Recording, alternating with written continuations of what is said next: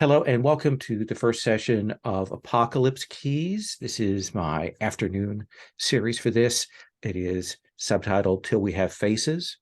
Apocalypse Keys is a game of monsters hunting monsters in a monstrous world, written by Rae Nedjadi, which kickstarted last year, and the final version will be coming out in the next few months, including the Roll20 version. We are playing from a Google Sheet spreadsheet, so you may hear us referring to that, and we are working from the final playtest document. This is a quarterly, so 13 sessions potentially, and we will be playing through several mysteries in the course of this. I imagine probably our starting mystery plus 3 more is my guess, just from having run Apocalypse Keys, but we'll adjust as is necessary. This series is going on in parallel with another Apocalypse Keys series that I'm running. So while the two groups are not going to meet or anything, I may seed in some references from one to the other. So to get started, I want to walk through the CATS document. There's a link to that in the character keeper, so I don't want to go through the full list of that, but I do want to hit the high points so we kind of know what I think is important and what I think is crucial going on here. You are playing what the game calls Omen class monsters. You are powerful, potent monsters, and the monsters is used in a wide description from human to non-human, working for the Department of Interdimensional Vigilance and International Security Interdisciplinary Operations Network, otherwise known as Division. That is the organization that you work for. Division has offices all over the world, in some places, not in England, which is a detail that I'm going to just put out there. But you'll be kind of figuring out where your particular sort of division hub is, and we'll be working on that. So division is dedicated to finding out about the occult, taming supernatural, and most importantly, protecting the world from supernatural threats. This is a world that has monsters in the mundane. It's a world that tries to pretend that monsters aren't real, but in some places that is acknowledged. There's some discussion of that. That's kind of a depends on where you are from place to place. Now, that all sounds very, very Hellboy-ish, and certainly that's one of the touchstones for that. I would say Frankenstein and the Agents of Shade is a comic book from DC that was out very briefly, like 12 issues, and I think it's another good touchstone. For me, the Invisibles and the kind of high weirdness of things is another good touchstone. And there are others. League of Extraordinary Gentlemen, the better parts of that are a good touchstone as well. This is not like Monster of the Week. Doom Patrol, yeah, is another good point. And I think Doom Patrol actually folds into kind of what this game is like. This is a game about emotional connection. Our characters have complicated relationships. We have mysteries that are going to change, that you're going to be interacting with. We've got these big, widescreen, apocalyptic threats. Your characters are able to do big things, but that also means that they can cause huge damage in the course of that. You are trying to fight the darkness without becoming the darkness yourself. And that is the tension that is going on here. And you're all bound by that. So in the game, we're going to be presenting apocalypses, these harbingers, that's the sort of key term, that are going to represent these apocalypses. They are figures that manipulate humans. They manipulate monsters. They are likely monsters themselves or carriers of great supernatural powers. And for each of you, there's always a potential for you to become harbingers. And that's sort of the thing that you have to worry about. In the course of this, you're going to be solving mysteries, using your powers, using contacts, trying to figure things out.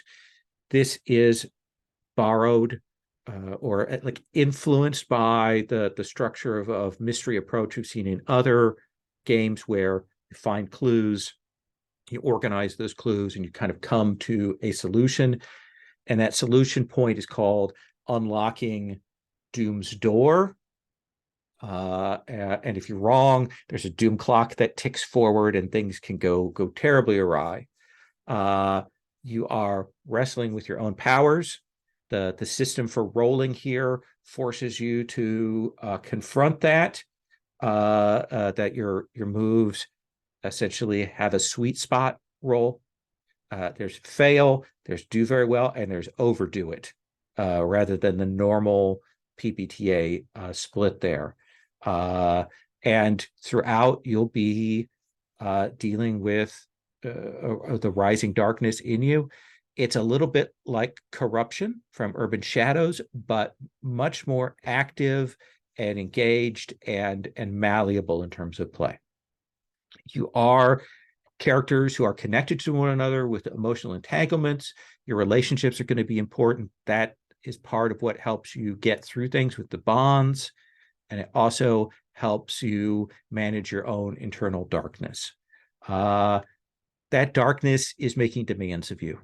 It is asking things of you. You're going to decide what that darkness wants of you, and you're going to try to balance giving into that darkness to gain power, but resisting it to keep it from consuming and consuming you completely.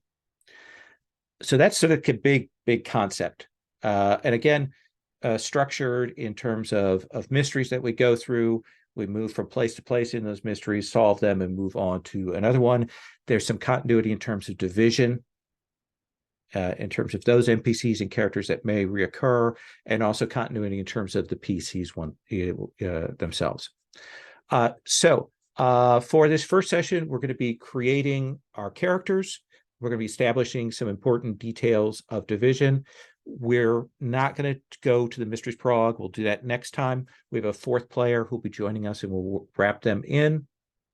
The idea is that this first mystery might just take one session to do, so we'll get that set up next time.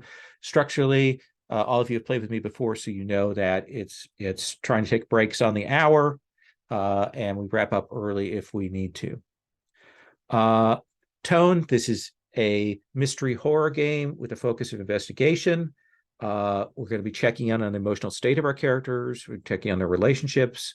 Many of the mechanics focus on those relationships, romance, engagement, so that's something to keep in mind. Feel free, if you want to, that your character wants to opt out of romantic stuff and instead focus on sort of platonic, bond, friendship things. You get to define those how you want. This is a game that can be potentially dark. I will, when we go into a mystery, provide some content warnings, just so people know what page we're on.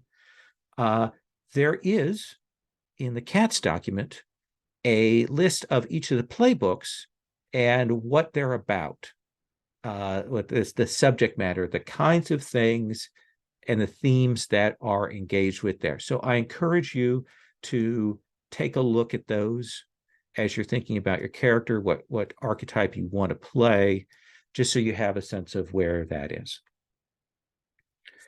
Now, with all of that being said, we will be using a layered set of safety tools. We are going to be using the safety tool system that is kind of a variant on Lines and Veils that is presented in Apocalypse Keys, and that is green, yellow, red. Green being themes, stories that people want to explore in the game.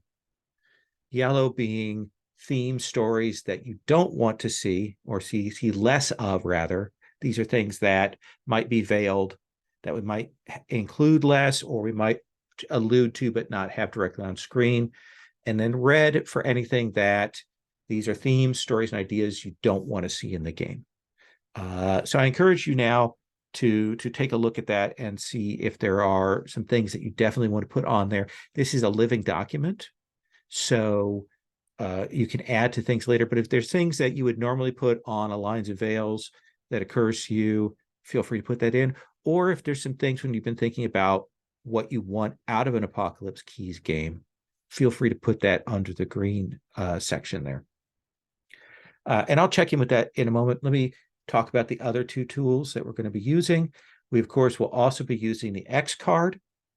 The X card is used if we hit material that we find problematic, that we find objectionable, that we find wildly off tone. Perhaps it's something that we missed in the green, yellow, red setup. Maybe it's that we started to move towards something that we've marked as yellow or red, and maybe we haven't noticed it. That's a good time to X card for us to calibrate where we're at.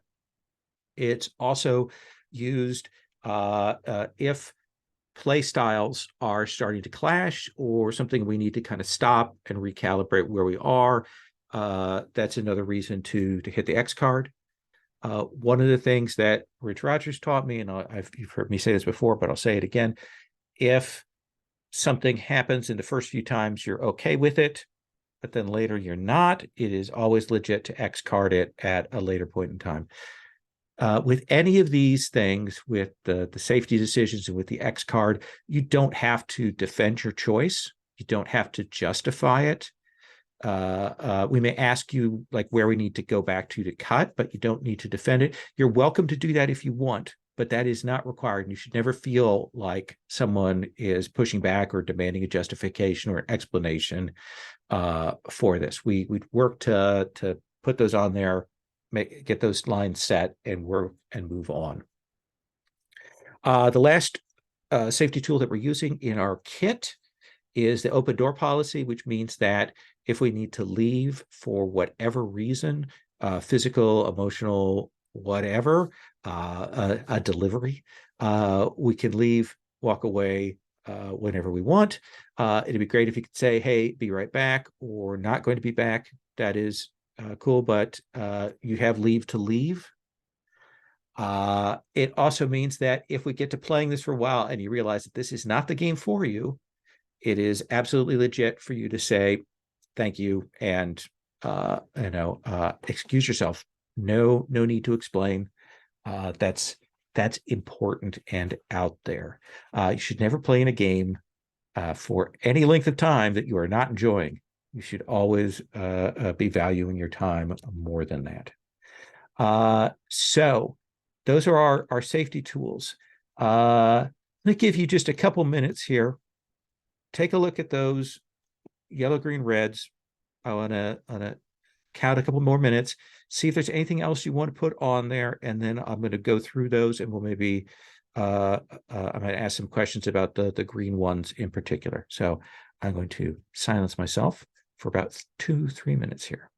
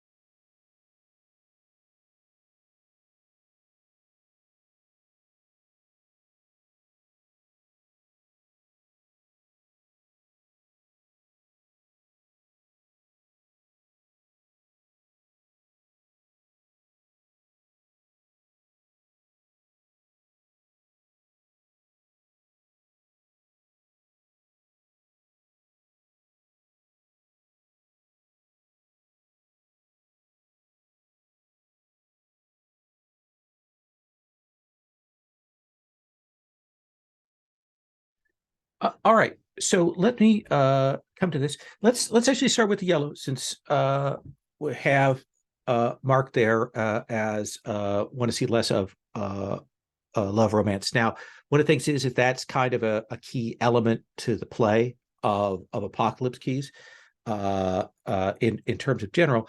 But if like, I hate to call somebody out, but what we'll do is I'll set up a romance matrix that we've used that in other games, so that people can state their preferences on that. We'll get that out there. I'll put that in the sheet later. That way, I know what kind of things to throw in for people and what to lean into or not lean into. I hope that's okay with everybody. Does that seem like a fair compromise? Okay. In terms of red issues that we've got here, graphic descriptions of blunt force head trauma, absolutely, and sexual assault. The other one that I'm going to put in red there, because I forgot I should add stuff in myself, is torture by the PCs. That's one of my hard lines. Green, we've got some themes and stories people are interested and excited to explore in this game. Alienation, that's a big theme in this. Temps at love romance, and again, we'll set up a romance matrix so we can focus in and give particular players what they want in terms of the dimensions of that. Moral dilemmas, yes, okay. Body corruption, a decay. I don't even know what enthalpy is. Somebody can tell me what that means? It's like decay. Okay. Yeah. It's just fancy decay. Okay. High weirdness, powers as disabilities are all good things that I'm going to keep in mind. We've got some very interesting and different thematics that are present in the different mysteries, so that gives me a sense of which ones we want to lean into there. All right. So we've got those things. Again, living document. Otherwise, it's just sparkling rot, right? So what we're going to be doing now is talking about the playbooks. There are a number of them. There's a lot to them. But I want to go around and see if folks have had a chance to look through, and if you've got one that you're definitely set on, or a couple that you're interested in, or ones that you're definitely are off the table for you. And we'll kind of go in order of arrival. Paul, have you thought about maybe what you want to do in terms of your playbook here? Either the hungry or the found, but I can roll with any probably. Okay. The hungry is our kind of vampire type, though it can happen that drain in a number of different ways. That's a good one. The found is, oh yeah, that's the trying to uncover the past. Interesting. Those are good choices. Andish, have you thought about what you would like? I'm going to be incredibly unhelpful and say that I can play any of them. uh, I went through them now, and I was hoping to find some that, no, I definitely don't want to play that one, but nothing came up. I need to look closer at them to narrow things down. They are all good. Yeah, Rae is fantastic at writing playbooks, so it's yeah. Have any of you played Apocalypse Keys before?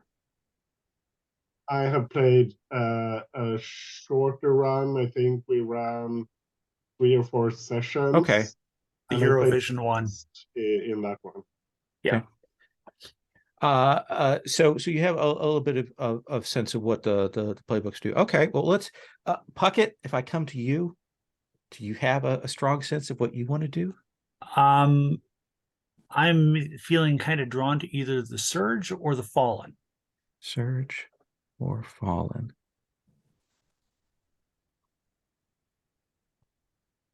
Let me come back to you, Paul. Between the hungry and the found, Those are the first ones that Let's, kind of let's keep go in mind. hungry. Okay. So you're going to do the hungry. Then with the hungry in play, Puckett, would you prefer to do the surge or the fallen? I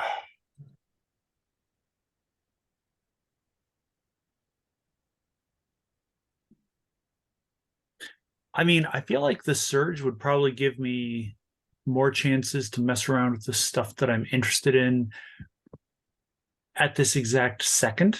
Mm-hmm. So, I mean, that of course could change by tomorrow, but still, yeah. I guess the surge. I mean, as Okay. attractive as attacking and dethroning God is as the fallen, I kind of feel like, more feels. Okay. So the surge and the hungry, with those things in play, Ondish, you have a thought about where you might lean? Yeah, so both of those seem to be a lot about like struggling for control and that sort of thing. So I think I should pick something different. So probably not the summoned, because that's at least somewhat similar. Okay. Um, This is me hiding that sheet. yeah. Um, ooh, I think the sound is less interesting as well, which means it's the shade, the last, or the fallen. Okay. Here I am hiding the found.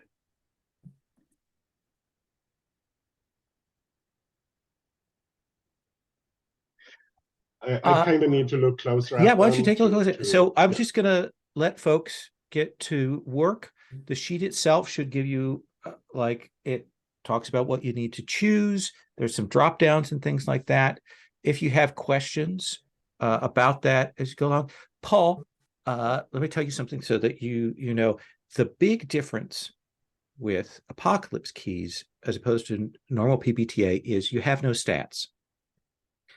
What it is you will be generating darkness tokens, and you can do that before you make a roll, at any time. It's thing. There are some things that generate those tokens. You'll see that there's a discussion of what those are, and you'll generate a number of darkness tokens, and then you'll spend however many you want and make your roll with those tokens, trying to kind of hit in that sweet spot, because if you spend too much, then you go overboard. The thing is that if you end at, after you make a roll, after you make a move, if you end up with 5 or more darkness tokens, then things go very, very bad. So that's the basic mechanic. That's why there aren't any stats or anything on here. All right, I'm going to stop talking. If you have questions, hit me up. I'm going to sit here awkwardly.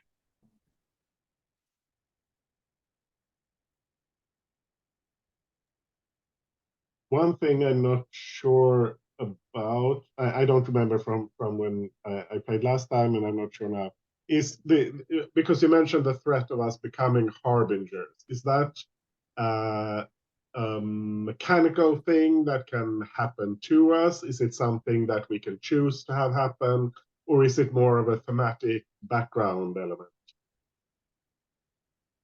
There are times when the darkness is going to take a hold of you and things can go very, very wrong. And you can, for the moment, become that. That is not a thing that like not a failed roll thing, but it's a build up over time thing. And usually when that happens, I just ran this for Rae and some people in a playtest thing. You kind of explode, bad things happen to everyone around you and to the world, and then you kind of clear your track and have to deal with the repercussions of having touched that in the thing. So that's it is a mechanical thing. You do, even if you go that far, you kind of reset, unless we're in the last mystery, and then maybe you don't come back from it. Cool, thank you.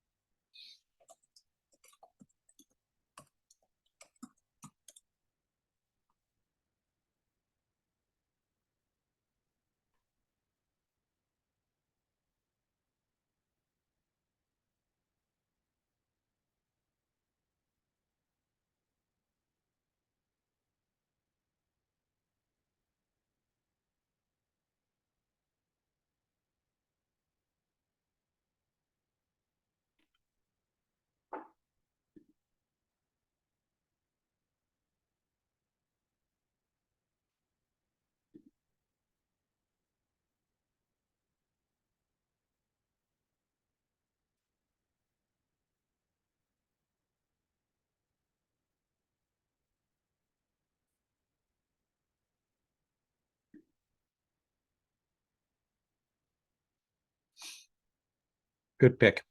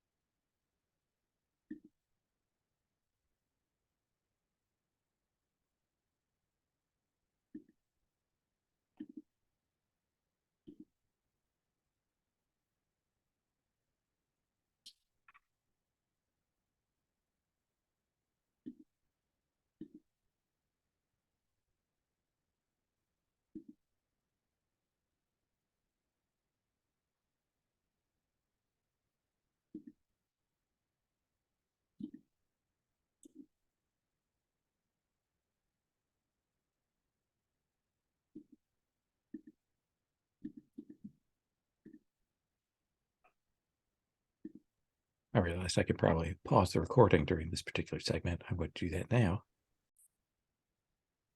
So what I'd like to do is have you go around and give us the pitch on who your character is. Walk us through the choices that you've made, the important details of that. And I'm going to ask you some questions about that. We'll get those introductions out there, and then we'll talk about bonds, and then we'll talk about the division. I'm going to follow up with some things to try and get a good sense of that. Puckett, can I start with you? Absolutely. Okay. Tell us about your character. So I'll be playing Lyssa Starkweather, who is a young woman that discovered she had been selected by her parents to serve an eldritch power of some as yet vague and undefined sort. But it is an extraordinarily powerful eldritch entity, and as such has given her cosmic abilities. Basically, if it can occur in the cosmos, it's something that she has at her control. Solar winds, solar flares, creating singularities in stars. It's pretty destructive. She also feels cursed because everyone around her up until now has died, because more or less they've been mortals. They've been human. And so throughout her life, every friend that she had died. Every partner that she had, if they stayed with her long enough, died. And it wasn't until recently that she discovered this power, and then only because Division contacted her and kind of brought her in before anything went, well, too horribly sideways. Questions? Yeah. So before this, prior to this, you say it's only recently you've discovered the power. So prior to this, you didn't have these powers, or you didn't have control of them, or you weren't aware of them? I wasn't aware of them. Okay. And they also didn't manifest in terribly destructive ways. I imagine there's something that occurred that perhaps I blocked out that brought me to Division's attention. And like the deaths of these people, were they accidentally fried by these powers, or was it just fate, or like what happened to them? I just figured I was cursed, like literally cursed. But, it's like somebody died because their microwave caught fire in a really freak accident. Someone else died because their car was basically just crumpled into a tin can somehow. It was stuff like that. It was stuff that it was odd, but So let me ask you within the this. realm of possibility. Yeah. So this is sort of wild Final Destination style things that are happening to the people that you know. Yes.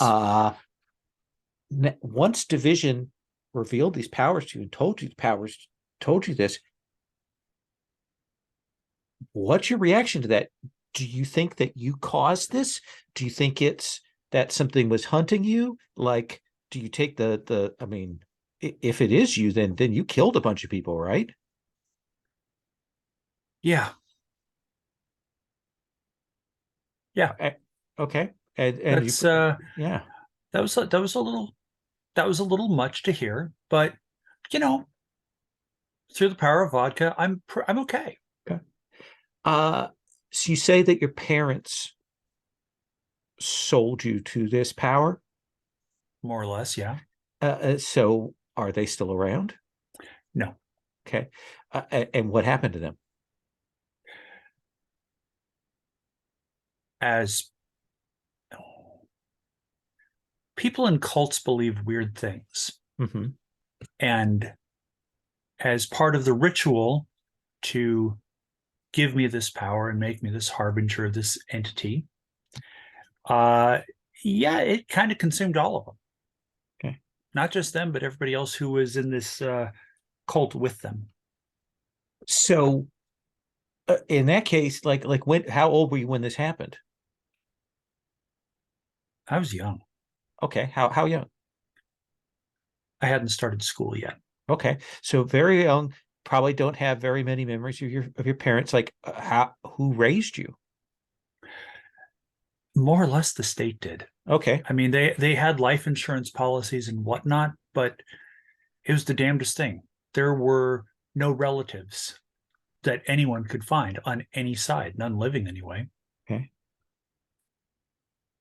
So foster care, orphanage. I assume, given the deaths that are around you, probably moving from location to Yeah, location. weird stuff happened whenever I showed up in foster care. The good foster parents just kind of got tired of the weirdness, and the bad ones, freak accidents happened. So, how did you find out that your parents did this to you?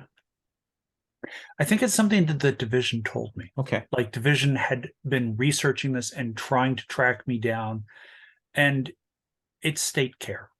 Record systems are nightmares. Do you know what this entity is? I don't think I want to know. Okay.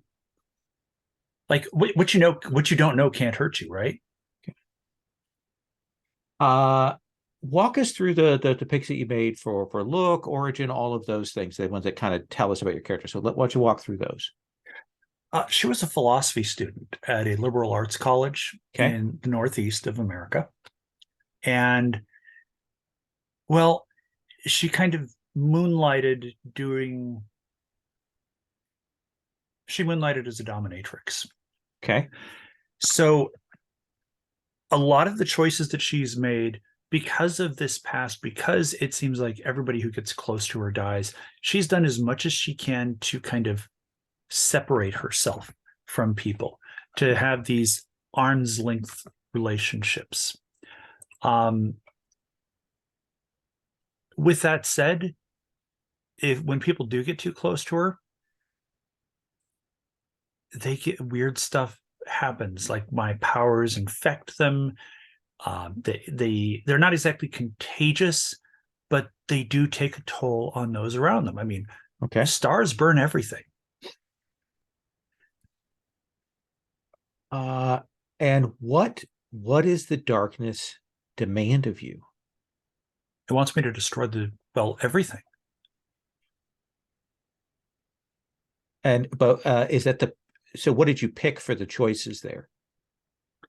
2 seconds. Sure. Darkness demands of me. Yeah, it's just below your powers. To be the downfall of those I care for, and to serve the most powerful harbinger of the apocalypse. So I don't know specifically what the name of the entity is, but I do know that when I'm done, there isn't supposed to be anything. There isn't supposed to be a planet or a solar system or a galaxy or a universe. It's supposed to be void, as it was at the beginning. Okay. Apparently this power, whatever I serve, just really doesn't like all the noise from the neighbors. It exists outside time and space, but there's just been too much of a racket going on, and it's tired of it. So in a sense, while it is this kind of entropic force, it's mediated through you, and it's just destroying the things that you're attached or connected to, and it's driving you to harness yourself to something powerful to bring about this end of things. Yes. Okay. What tell us about the starting moves that you get as a surge, and then what you've picked. All right. So the surge's starting moves are my hands around your heart. Mine was a power that was never meant for me alone to bear. At the start of each session, choose another PC to be my heart and share the burden of my power with. Say why you hope they will save you from what the darkness demands. The other starting move is the heart's eclipse. Your heart is a wild thing that surges along with your power. One day your heart will break and your power will consume you, but that day is not today. Okay. That's a nice one. That's kind of a passive reaction to Mrs. One. That's a nice one there. What have you chosen? hadn't actually gotten that far yet. Oh, I haven't got that far yet. Okay. Still thinking about that. Well, I may come back to you to ask you about Sure thing. what you've done with those picks. One of the things I do want to mention too when you're making those picks, those choices, is that these are not set in stone. As I usually do, we'll let you have an opportunity if you find that the picks that you've made are not entirely what you want to do. We can check in after like session 2 and see where folks are at. Okay, well, we'll come back to you to ask about those moves. Real quick, I only Yeah. check one other. I only choose one move, correct? To start. So what you do is, even though you get 2 starting moves, I believe you get a playbook move besides that, and then you also get either a division move or a ruin move from your playbook. Okay, gotcha. Okay. Thank you. Paul, let's come to you. Tell us about your character. Hello. The character I've picked to play is the Hungry, and he goes by the name of Weeper, the Drinker of Tears. He's lived for now 2,000 years, roughly.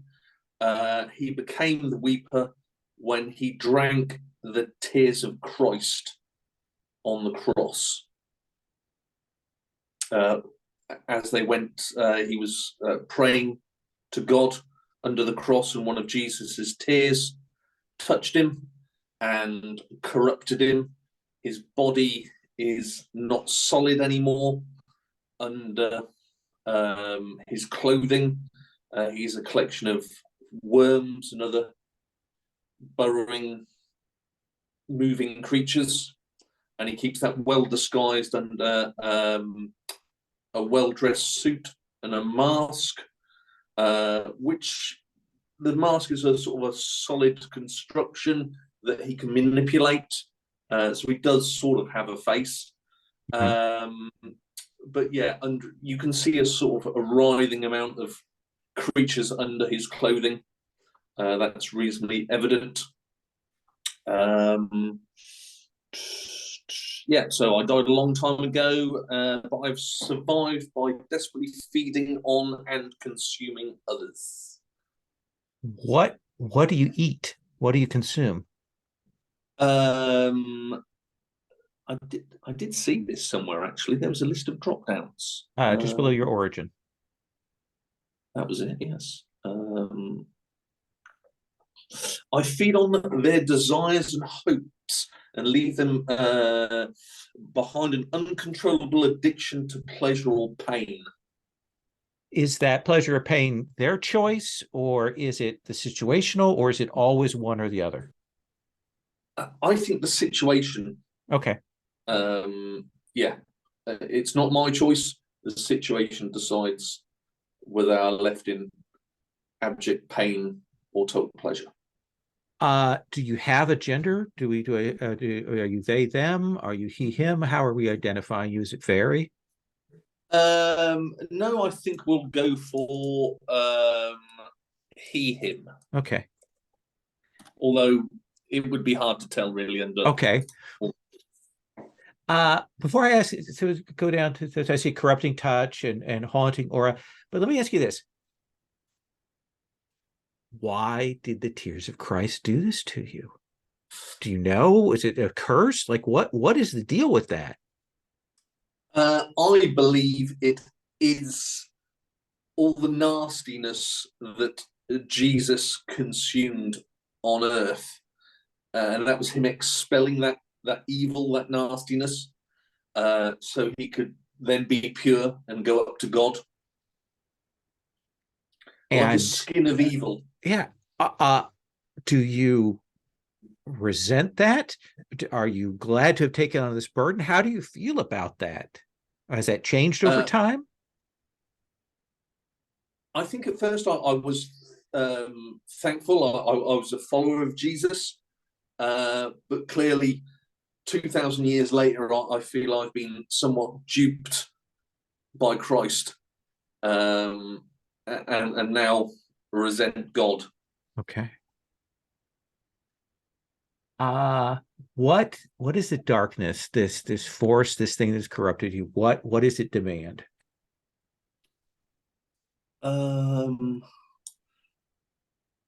I think it demands the removal of evil from others, but that doesn't really leave them with much Okay. at all. Okay. Let's look at the mechanical choices that you've made on that question. Okay. Just below your powers there. So we've got the powers of darkness, yeah? Yeah, and it says, what is the darkness demand is the one below that. Okay. So to curse and corrupt the innocent. Yeah, I think when innocence is a balance of sort of good and evil, and I think removing evil from people that disrupts that innocence when I feed on them, leading to either the pleasure or pain. And I think I wish to consume what lies behind Doom's door, because I believe it to be God. Okay.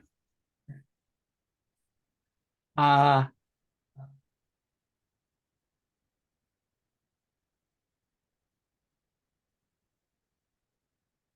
long do you think you've been with Division? Division has been around for a long time. Are you a recent member of Division? Do you think you've been here for a while? Hundreds of years. Okay. So in the early days of Division first formed, you were one of those things that was found and brought in. We'll come back to thinking about like what it is that like why you're with Division. We'll come back to that question. Tell us about what you have as your starting move from the Hungary, and then what you've picked. Yeah, so for the Hungary, I'm going to go with the better to eat you with, my dear, which sounds like a sort of investigationary type sort of move. Mm-hmm. And then I quite like on the Division moves, Holy Symbol Arsenal, which I think works quite well with Okay. the religious background. Collection of holy symbols. So tell us about this holy symbol. There's some questions there.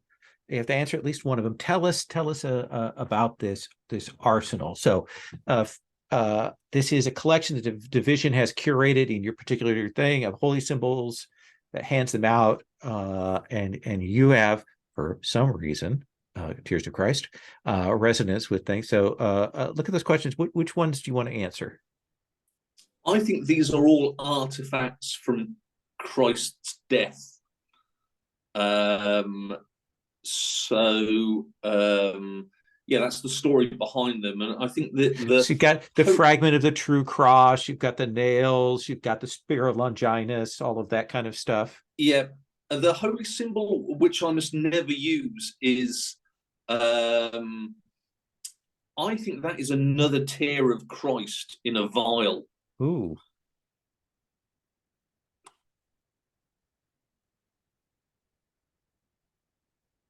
He cried twice. One of them dripped from him and hit me. The other one was a Roman centurion. Got in a vial. Excellent, excellent. To this day. Jesus wept. I love it. And let's get back. And what is the effect of the starting move that you have for the Hungary? Let's go back to the Hungary moves. When you reflect upon the keys uncovered thus far, you may feed on an aspect of a key. The keeper describes how your body violently changes in response. Mark a condition to reflect how the transformation makes you feel. And choose one question to ask the keeper. Okay. They're all sort of investigating. Oh, yeah, that seems good. Yeah. And tell us about this gnawing edge of hunger. That's the one that you get as the Hungry. What does it do generally? Is this sort of how I feed on people? Yeah, so tell just so everybody has a reference, that because you've got that starting move, the gnawing edge hugger. What does it do, and how you're imagining it looks? I think it's linked to how I sort of consume this evil out of people. Yeah, they're not left right, and sort of the worms that are in me sort of will get in them. Okay, so it is a very physical kind of approach, contact, consumption. Yes, I have to get reasonably sort of intimately close with these people to then suck the evil out of them. Okay. All right. I think that gives us a good sense. We'll come back to you with the bonds here in a moment. Let's then come to Andish. Andish, tell us about your character. Yeah, I am the last, and in this case, I am the last of the giants, the people who ruled the earth before humanity. And I imagine this as like giants isn't necessarily like giant humanoids. It's more of it's a name more than a creature description. All right. Yeah. So let's walk through the look and the origin and those things. Tell us about that. Yeah, I'm not sure about the look yet. Okay. A couple of things I'm sure of. The strange pet that won't leave my side is some kind of wolf. I got the name. This Egther is it's a giant from Norse mythology, and he raised wolves. So yeah. So but it's a weird wolf. I haven't decided yet. Maybe he has 8 legs or something, but it's clearly not a normal Okay. creature. And the ice that contain a galaxy is so cool. I just have to take that. And then I'm not sure about the final one, but yeah. Okay. So you are of the people who own this earth before humans. Um, Tell us what brought your people down. Yeah, the pick I went with is that we were manipulated into becoming harbingers of a series of apocalypses, and I think this was partly by misinterpreting signs and portents and prophecies, and partly I think it was humanity who as as they grew in power, they tricked us, or at least that's how we interpreted it. They we destroyed ourselves because of human trickery. How is it that you're the last? Like how is it that you've managed to survive when so many of your people died, fell to this, and so on? What's the difference? I think largely it's just by chance, and I think I wasn't as involved in things going on. Um, so it's yeah, I think I was partly unaware of what was happening and that sort of thing, and I found myself gradually. There were fewer and fewer of us around, and the others who were left, when there were very few of us, they were trying to bring back our old power and glory, and I wasn't that invested in it, and they gradually failed in various ways or became harbingers, and some of them may be around maybe in that capacity, but Okay. yeah. How long do you think you've been the last? Is it a question of centuries? Is it a question of decades? Is it a question of a year? Or how long have you been the final non-harbinger giant? Ooh, I kind of want to say that it's thousands of years. Okay. But I think my sense of time isn't that great, because part of the theme of this playbook is time distortion and manipulation. Hmm. So I think it's this kind of like the mythological sense of time. It's like Right. it's all cycles and that sort of thing. So I'm not used to linear time. I see that you chose the ancient weapon of destruction as one of your powers. Yeah, and then I'm not sure. Yeah, so you don't have to pick the other one, but what are you imagining this weapon is? I need to read up a bit. Okay. I'd like to find something that Sure. has some resonance, but I'm thinking like big hammer, that type of thing. Okay. What does the darkness demand of you? This force that has swallowed the others, that has driven them down the path of the Harbinger. What is it that is asking of you? It's either resurrect my people at the expense of humanity, Mhm. or to destroy all life on Earth. Okay, so you want to bring them back, and if they can't be brought back, then you want the darkness wants everything gone. Yeah, yeah. And you kind of vacillate between the two. I like that. So what is the standard starting move for the last? It's ashes to ashes, which is basically I have the wisdom of my people, which means I can ask questions of the keeper. I can gain temporary access to a power of darkness from another playbook. I can give the other PCs darkness tokens, and I can gain. Yeah, I basically gain a bond with something. Okay. And have you thought about what you want to pick for the other things? Or are you still thinking about that? No, I've made my picks Oh, there. okay. My standard move is reshaped by despair. So when I unleash the dark, I can describe how my form changes to violence and beauty, causing those around you to despair. And this is basically taking on the true form of a giant. Okay. And then I picked the ruin move. I picked a simple one, which is tragedy will not claim another. So when an PC or NPC is in peril, I can mark ruin to suddenly appear, That's a great one. and I gain a bond. So it means I don't have to think about the more complex ones for now. All right. I think that gives us a good sense of who you are. We'll come back to talk about your bonds here in a moment. So everybody has 3 bond questions. Today we're going to do 2 of those.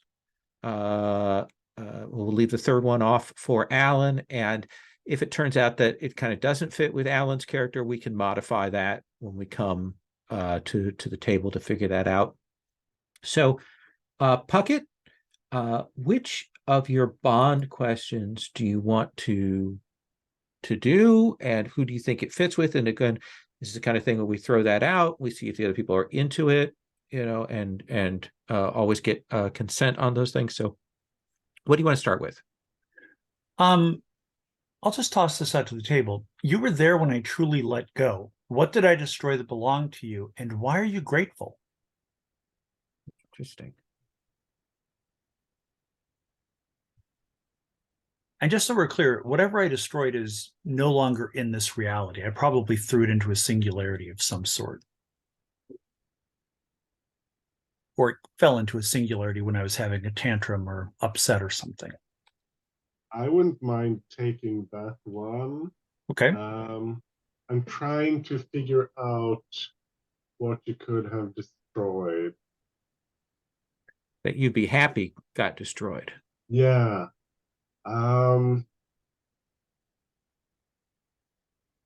Maybe it was something that was tempting me to use a power I know I shouldn't. Like I had a key to some kind of ancient place a location, a way to get to an ancient location that had great power, but I knew that if I had access to that power, it would tempt me to do things I should. Does that make Maybe sense? something like I'm not sure if this is the correct pronunciation, but the Svalbard Seed Bank, maybe for your people's knowledge or something like that. Oh, yeah, like old, maybe like actually old, like the seed bank, but for creatures, Okay. like old mythological creatures. The ancient giant petting zoo, kind of. Oh, Okay. I like that. I think that this is probably something that I did unintentionally, because if I knew that such a thing existed, I would have wanted to see it. Yeah. So I guess my next question is, did you ever tell me that was what I destroyed? Oh, no, I don't think so. I think I told you that. I think I've told you that it was you removed the temptation. Okay. So I've been vague about it. You know that it was something important, but you don't know specifically what it is. So maybe we can reveal that in play later. Okay. Sure. And let's which does that give 2 bonds or 1 bond? That's 1 bond. Okay, so make sure you write that in your bond there. Working on it. On your side. And I realize, of course, that there are 3 questions, but one of them is always the same. So we're just going to do 1 question today to kind of get us set so that we can choose on that. Paul, which of your bond, the sort of 2 bond questions, do you want to do to connect to another PC here? You're muted. You remember what I was like before my hunger claimed me. Why do you wish to protect others from me? I think that's really for you, Anders. Yeah, that makes sense. As you are older than I am. Yeah, yeah. Why do you wish to protect others from me? That's a good question. So what you do is you feed on people's hope and desire. I think what has enamored me to humanity is their endless hope and striving to become better, and you take that away, and I don't like that. That makes me feel yeah, that's I don't like that. So, but when he was human, he still had the potential for hope, Yeah. and that's something you don't want to see him steal from other people, or maybe even hopefully bring some of that back to him over the course of things. Does that work for you, Paul? Okay. And Andish, which bond question do you want to work with? Yeah, this is kind of back to Paul. I think I think Paul is the one that this makes sense for. You know of another like me. How does keeping this secret from me protect me? I think I know another like you, and I think I need to keep the 2 of you apart because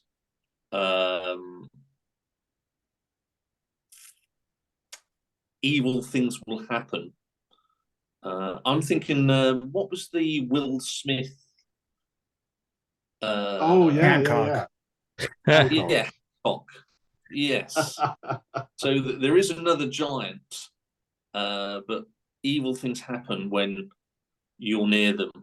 I do know them, but I aim to always keep you apart.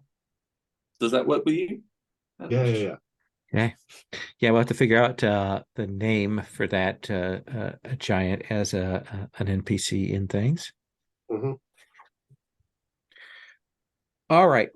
Let's see, we're about that time. That let's see here. One thing I wanted to note is Yeah. that the way I imagine the giants, they're not very tied to their physical form, Mhm. which brings with it a certain amount of gender fluidity. So Okay. I've noted it pronouns as he, they. So currently, like portraying himself as masculine, but it's not like a fixed thing. I like that. There's Arkady Boris Strugatsky wrote a book called Monday Begins on Saturday, which is about a Russian Institute of Occultism. And it has the giants, very Promethean giants and things like that. And they are also not bound by physical form. There's this whole thing about the physics of them in that. I like that very much. Let's do this. I want to ask a couple questions about some setup for division, and I think we're going to stop there so that we can get Alan in. I'm going to encourage Alan to make his character pick beforehand, and then we can kind of wrap and do the bond questions. So let's start with Andish this time. Andish, your division hub, the hub of division that you and your companions work in is not in America, and it's not in Great Britain. Where is it? Where is it located?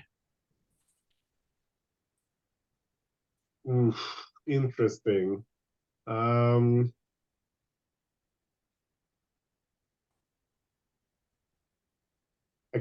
kind of want to go with somewhere in Europe, but maybe that's just because it would make me feel more familiar with things. Sure. I don't have a strong opinion on it, but I But mean, Europe is Paul interesting. is saying something particularly, and they've got a couple options there.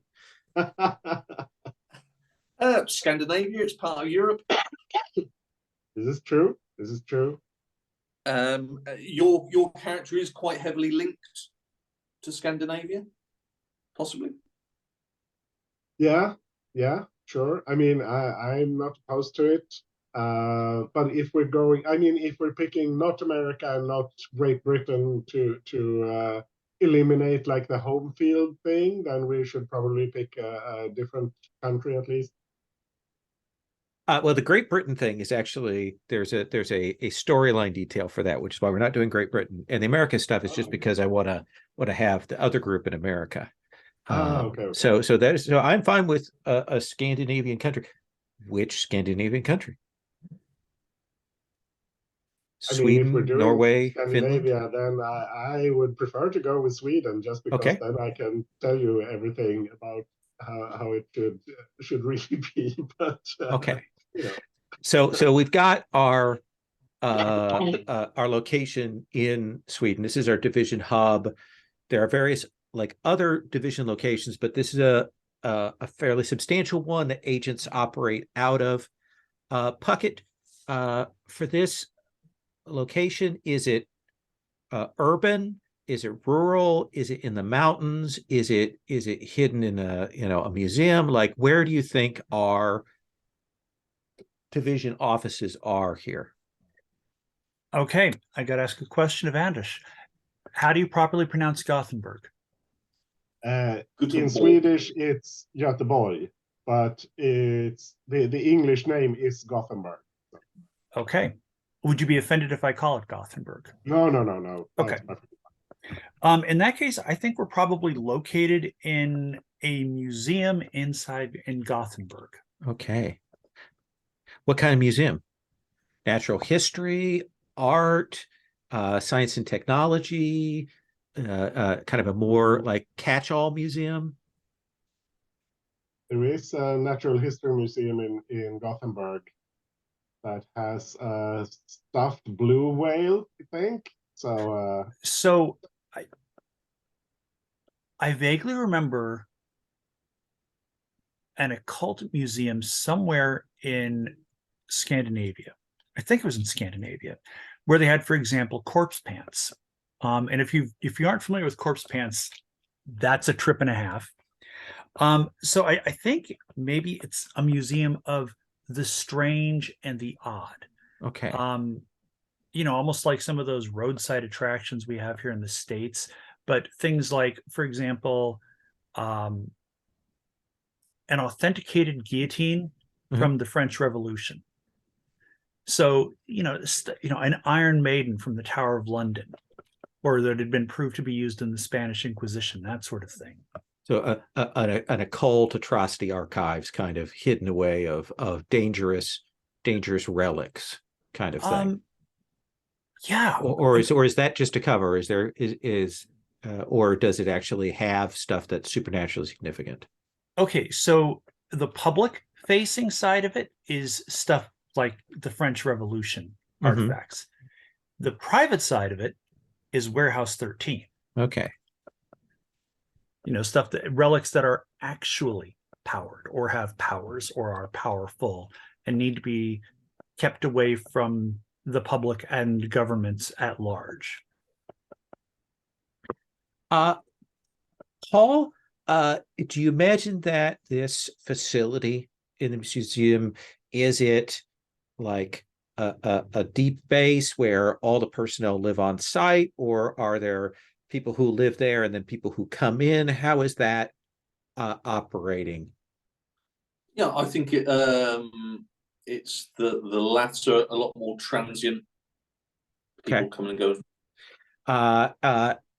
And is that normal for division bases? Is that more common or less common? Definitely with the urban ones, Okay. it's more common. All right. All right. So that gives us a framework. We're going to bring in Alan next time. We're going to have some more questions about division, the headquarters. We're going to kind of look at a day in the life. We're going to maybe establish some NPCs. We'll get Alan in. The other questions that I'm going to put to you, I'm going to leave you with to think about today is I'm going to ask you about like what's your relationship to vision? I mean, are you forced to be here? Are they helping you? And are they holding something over you? Those are things I want you to be thinking about. And then we'll roll into the first case, which is a kind of a micro case taking place at another division site that something has happened to. So that's the basics of what we're going to do next time. Does that sound cool with everybody? Fine by me. Okay. So this is our session 0. We'll have a session 0.5 and 1 next time. And we'll do stars and wishes at the end of next time. If between this week and next week, you go back and look at the character sheet and you're like, oh, actually, I want to do this, you can make changes between now and then. Just give us a heads up. Also, if you have other things you want to add to our safety tab, you can do that as well. Sound cool? Works for me. All right, I'm going to stop the recording.